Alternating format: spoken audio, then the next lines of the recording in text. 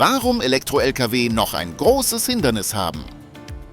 Es gibt ganz wenige reine Lkw-Ladezapfsäulen und wenn man dadurch dann gezwungenerweise an den Pkw-Ladeplätzen laden muss, wird man derzeit noch bestraft mit Strafzahlungen, dadurch, dass ich Plätze blockiere an den Ladepunkten. Willst du mehr zu E-Trucks erfahren? Dann folge uns für weitere spannende Einblicke.